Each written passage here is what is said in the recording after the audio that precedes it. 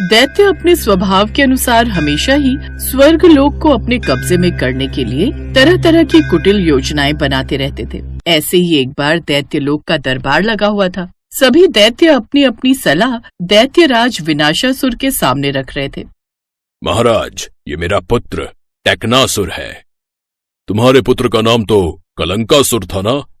महाराज, मैं ही कलंकासुर हूँ, किंतु मैं काफी समय से पृथ्वीलोक में था।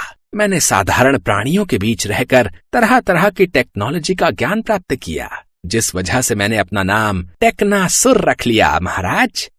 अरे वाह, तुम पृथ्वीलोक पर रहते थे क्या? क्या क्या सीखा है वहाँ और क्या लाए हो, हमें भी तो दिखाओ। शायद तुम्हारी लाई हुई कोई तकनीक हमारे दुश्मनों पर भारी पड़ सके। हाँ महाराज, इसीलिए तो मैं आपके लिए एक बहुत काम की चीज लाया हूँ।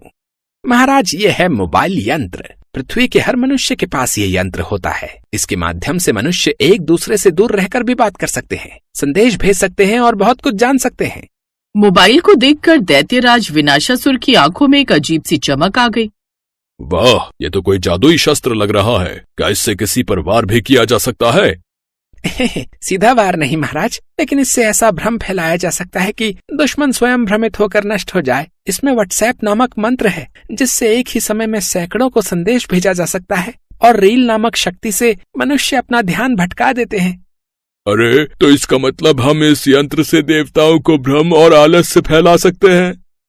बिल्कुल, और अगर हम शिवजी जैसे ध्यान में लीन देवताओं को इससे जोड़ दें तो वे ध्यान भूलकर इसमें उलझ सकते हैं। तब तो हमें तुरंत इस योजना को क्रियान्वित करना होगा। टेक्नासुर, तुम्हारा ये आविष्कार हमें विजय दिला सकता है। शंकासुर, तुम्हारे पुत्र ने तो कमाल कर दिया। बहुत अच्छा किया तुमने अपने पुत्र को पृथ्वीलोक पर भेज दिया, और ये बहुत काम का यंत्र लेकर आया है। अभी इस यंत्र की सहायता से हम उस शिव को भ्रमित कर देंगे। उस शिव को मोबाइल का शौक लग जाएगा तो वो साधना में नहीं बैठेगा, सारा दिन मोबाइल पर ही उसका ध्यान लगा रहेगा। फिर हम आराम से स्वर्गलोक और पृथ्वीलोक को जीत सकते हैं। टेक्नासुर, हमें इस यंत्र के बारे में पूरी जानकारी दो, और हम चाहते हैं कि तुम स्वयं जाकर ये यंत्र शिव को दो। आप चिंता मत कीजिए महाराज, अब सब कुछ मुझ पर छोड़ दीजिए। इस मोबाइल यंत्र का शौक अच्छों का ध्यान भटका देता है, तो भला महादेव का ध्यान कैसे नहीं भटकेगा। और इसी के साथ दैत्यलोक में मोबाइल यंत्र को देवताओं के विरुद्ध एक गुप्त अस्त्र की तरह तैयार किया जाने लगा। लेकिन क्या शिवजी इस जाल में फंसेंगे? जानने के लिए देखिए अगला दृश्य। कैलाश पर्वत पर रोज की तरह शांति थी। शिवजी ध्यान में लीन थे। पार्वती माता रसोई की ओर जा रही थी और नंदी द्वार पर पहरा दे रहे थे। टेक्नासुर साधु का वेश धारण कर कैलाश की ओर बढ़ता है, हाथ में वही चमकता हुआ मोबाइल यंत्र। ठहरो मुनिवर, कहाँ जाना चाहते हो? हे नंदी, मैं शिव भक्त हूँ। शिवजी के लिए एक दिव्य यंत्र लाया हूँ जो उन्हें भक्तों से जोड़ देगा। नंदी, मुनिवर को आने दो, लगता है कोई विशेष भेंट लाए हैं। टेक्नासुर शिवजी के सामने आता है। शिवजी ध्यान से बाहर आते हैं। भोलेनाथ, ये यंत्र पृथ्वीलोक में बहुत लोकप्रिय है। इससे आप अपने भक्तों से जुड़ सकते हैं, उनकी पीड़ा जान सकते हैं, और वे भी आपको देखकर धन्य हो सकते हैं। टेक्नासुर मोबाइल चालू करके एक ऐप खोलता है। एक रील चलती है, भोले बाबा की महिमा। ये क्या है? ये तो मेरे तांडव का चित्र है। कितने लोगों ने इसे देखा है? जी महादेव, लाखों लोग आपको मोबाइल में देखना चाहते हैं। अब आप भी इसी से जुड़िए, यही है आधुनिक भक्ति का मार्ग। भोलेनाथ सरल हृदय हैं। भक्तों का प्रेम देखकर उनका मन पिघल गया। उन्होंने मोबाइल यंत्र को हाथ में ले लिया और यहीं से योजना सफल होती दिखी। ये तो बड़ा रोचक यंत्र है। इसमें तो मैं अपने भक्तों से हर समय बात कर सकता हूँ। स्वामी, पर ध्यान का समय? देवी, थोड़ी देर और एक वीडियो और देख लूं, फिर ध्यान करूंगा। शिवजी का ध्यान अब मोबाइल में लगने लगा। शिवजी मोबाइल के शौकीन हो गए। पृथ्वी लोक पर अब धीरे धीरे संकट के बादल मंडराने लगे। क्या अब सृष्टि का संतुलन बिगड़ जाएगा? क्या पार्वती जी, नंदी और देवता मिलकर शिवजी को इस भ्रमजाल से बाहर निकाल पाएंगे? जानिए अगले दृश्य में। शिवजी का ध्यान अब मोबाइल में लग चुका था। सुबह उठते ही मोबाइल खोलते और पूरा दिन उनके हाथ में मोबाइल रहता, और इधर दैत्य लोक में युद्ध की तैयारियां शुरू हो चुकी थी। महादेव अब साधना में नहीं, स्क्रीन में है। अब समय है स्वर्ग लोक को कब्जे में लेने का। तो अब देवताओं का अंत निश्चित है। हम आकाश मार्ग से स्वर्ग लोक पर आक्रमण करेंगे। ब्रह्मा, इंद्र और विष्णु कोई भी हमारा सामना नहीं कर पाएगा, क्योंकि एक शिव ही है जो हमें रोक सकता है। दैत्य स्वर्गलोक पर आक्रमण के लिए तैयार थे। देवराज इंद्र के दरबार में सभा चल रही थी। तभी आकाश में घोर गर्जना होती है। नारद मुनि घबराए हुए देवराज इंद्र के दरबार में पहुंचते हैं। इंद्रदेव, टेक्नासुर नामक दैत्य ने शिवजी को मोबाइल यंत्र, जो कि पृथ्वीलोक पर सर्वाधिक उपयोग होने वाला यंत्र है, वो दे दिया था। अब भोलेनाथ मोबाइल की शौकीन हो गए हैं और दैत्यों ने योजना के अनुसार उन्हें भ्रमित कर दिया है। इसी बात का फायदा उठाकर अब दैत्य स्वर्गलोक की चढ़ाई कर रहे हैं। तो अब हमारी रक्षा कौन करेगा? शिवजी के बिना तो दैत्यों को हराना असंभव है। माता पार्वती को जब ये बात पता चली तो वो भी परेशान हो गई। उन्हें महसूस हो चुका था कि महादेव का ध्यान अब पूरी तरह से मोबाइल में बंध चुका है। उनके मन में चिंता के बादल घिरने लगे। यदि महादेव का ध्यान इस प्रकार भटकता रहा तो सृष्टि का संतुलन ही बिगड़ जाएगा। देवी पार्वती, हम दैत्यों को रोकने का प्रयास करते हैं। तब तक आप कुछ ऐसा कीजिए कि महादेव का ध्यान मोबाइल यंत्र से हट जाए। माता पार्वती सोचने लगी कि किस प्रकार शिवजी का ध्यान मोबाइल से हटाया जाए। तभी उन्हें एक उपाय सूझा। नंदी भृंगी, मेरी बात ध्यान से सुनो। तुम्हें मेरे साथ एक नाटक में हिस्सा लेना है। तुम बस प्रभु को ये कहना कि माता बेहोश हो गई है और उनकी तबीयत अचानक खराब हो गई है। हम समझ गए माताश्री, आप क्या कहना चाहती हैं। निश्चिंत रहिए माताश्री, हम महादेव को ये सूचना दे देंगे। इसके पश्चात माता पार्वती महल में गई और बिस्तर पर जाकर लेट गई। नंदी भृंगी दोनों भागते हुए शिवजी के पास पहुँचे। शिवजी उस समय भी मोबाइल में व्यस्त थे। नंदी भृंगी ने शोर मचाना शुरू कर दिया। माताश्री बेहोश हो गई हैं। नंदी भृंगी का विलाप सुनकर भगवान शिव का ध्यान मोबाइल फोन से हट गया और वो घबराकर तुरंत महल के भीतर गए। उनका मोबाइल फोन कैलाश पर्वत की चोटी पर ही रखा रहा। भगवान शिव के लिए माता पार्वती से बढ़कर कुछ नहीं, इस बात का प्रमाण मिल गया था। भगवान शिव माता पार्वती के लिए अपना मोबाइल फोन छोड़कर आ गए थे। अरे पार्वती, तुम तो बिल्कुल ठीक अवस्था में हो। ये दोनों तो कह रहे थे कि तुम बेहोश हो गई हो। मैं तो घबरा गया था। स्वामी, मुझे यह नाटक करना पड़ा क्योंकि संसार को आपकी आवश्यकता है। आप मोबाइल में इतना खो गए कि आपको किसी और चीज का ध्यान ही नहीं रहा। आपको पता भी है ये सब दैत्यों की चाल है। उन्होंने आपको मोबाइल यंत्र देकर आपका ध्यान संसार से भटका दिया है। ये सब टेक्नासुर दैत्य की वजह से हुआ है। उसने भेष बदलकर आपको मोबाइल यंत्र दे दिया और इन सब के पीछे असली दोषी विनाशासुर है। उसने स्वर्गलोक पर आक्रमण बोल दिया है। ब्रह्मदेव और विष्णुदेव दोनों ही उस दैत्य का सामना कर रहे हैं। उन्हें आपकी आवश्यकता है। तुम सही कह रही हो देवी पार्वती। मोबाइल यंत्र के कारण मेरा ध्यान कहीं और केंद्रित होता ही नहीं था। हर समय मेरे हाथ में मोबाइल रहता था। सारा दिन सारी रात बस मुझे कुछ नहीं चाहिए, मोबाइल मिल जाए, ऐसा मेरा स्वभाव हो गया था। किंतु नहीं, ये मोबाइल यंत्र काम की चीज तो बहुत है, परंतु इसमें फालतू का समय व्यर्थ करना गलत है। हमने काम की चीज को अपनी आदत बना लिया। यही हमारी सबसे बड़ी गलती है। काम की चीज को काम तक ही सीमित रहना चाहिए। जरूरत से ज्यादा किसी चीज की आदत होना हानिकारक है। शिवजी मोबाइल यंत्र को लेकर स्वर्गलोक पहुँचे। उन्हें देखकर विनाशासुर और उसके सारे साथी भाग गए, पर शिवजी ने टेक्नासुर का रास्ता रोक दिया। मुझे क्षमा कर दीजिए प्रभु, मुझसे भूल हो गई। मुझे दंड मत दीजिए।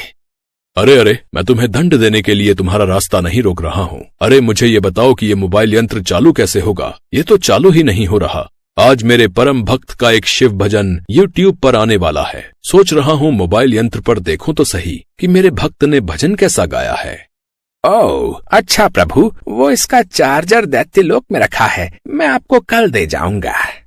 टेक्नासुर ने शिवजी को फोन चार्ज करना सिखा दिया। अगले दिन शिवजी के हाथ में फिर मोबाइल फोन था। अब तो माता पार्वती भी समझ गयी कि मोबाइल फोन की आदत यदि किसी को एक बार लग जाए तो वह आसानी से पीछा नहीं छोड़ती। हाँ, एक बात अच्छी रही कि शिवजी ने अपने कार्यों और मोबाइल फोन के उपयोग के बीच तालमेल जरूर बना लिया था। वह समय पर अपना कार्य भी करते थे और मोबाइल फोन का इस्तेमाल भी करते थे। इससे न ही सृष्टि को कोई नुकसान पहुँचा और न ही शिवजी के कार्यों और साधना को।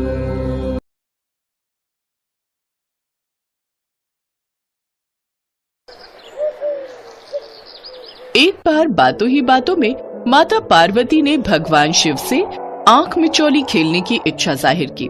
चलिए न प्रभु, कितने समय से हम दोनों ने कोई क्रीड़ा नहीं की।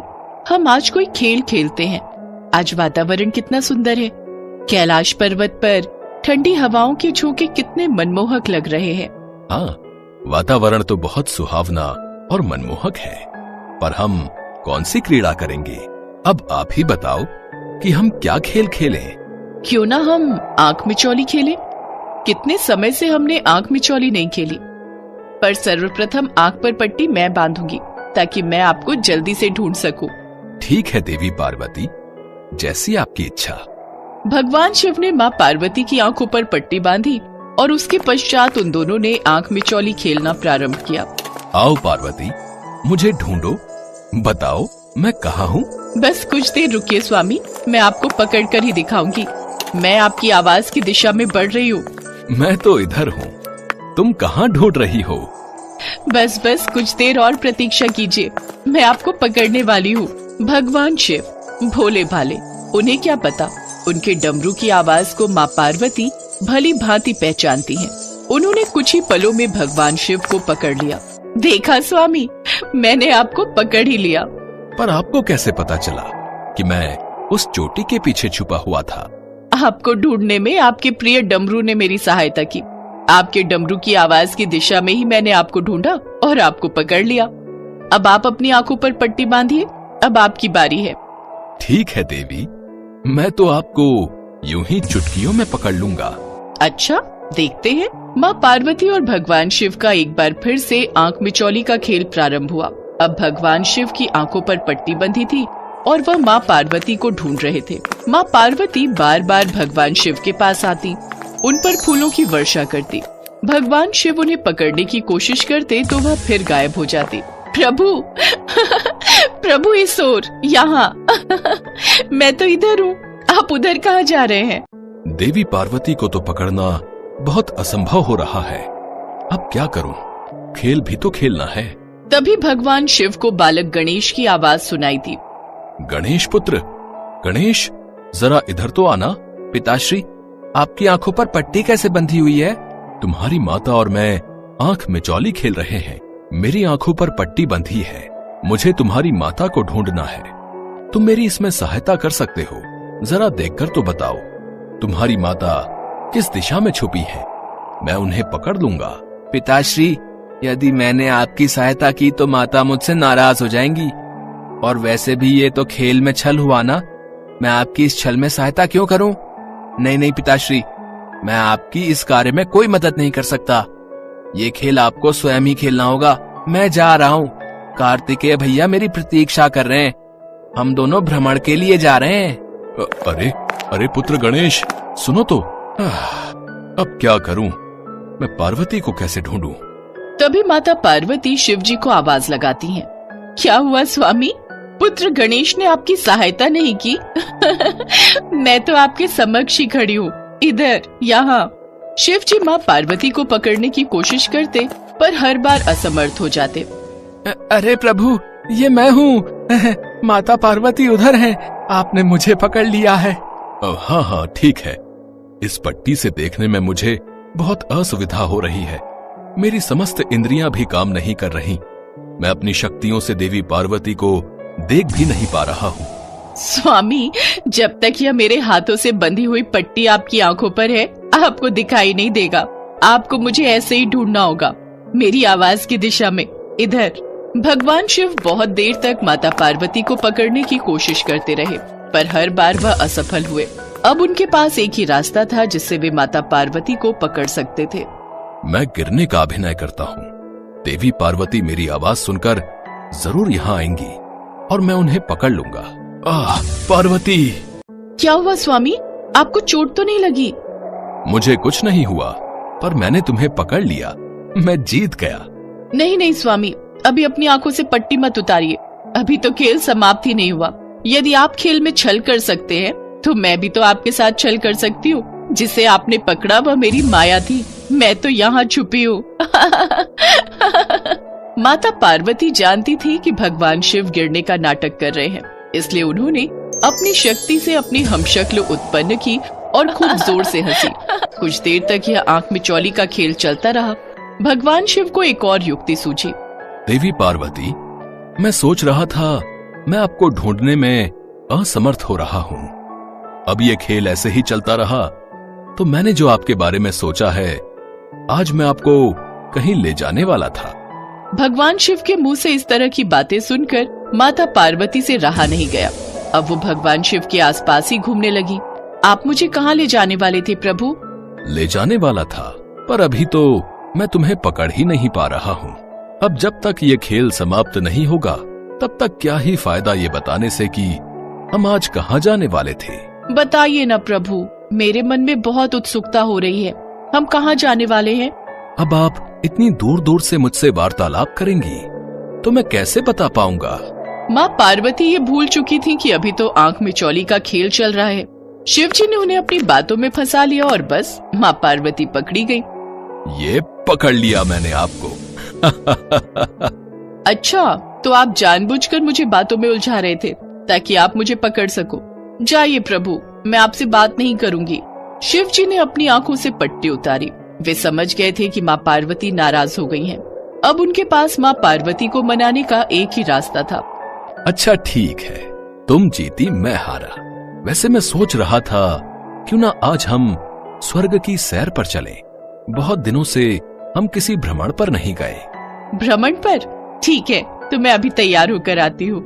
बस महादेव और माता पार्वती के बीच सुलह हो गई और वे दोनों स्वर्ग के भ्रमण पर निकल जाते हैं। सच ही तो है, पति पत्नी का रिश्ता ऐसा ही होता है। जहाँ एक पल में खट्टी मीठी लड़ाई होती है तो वहीं एक पल में एक दूसरे के लिए ढेर सारा प्यार उमड़ आता है।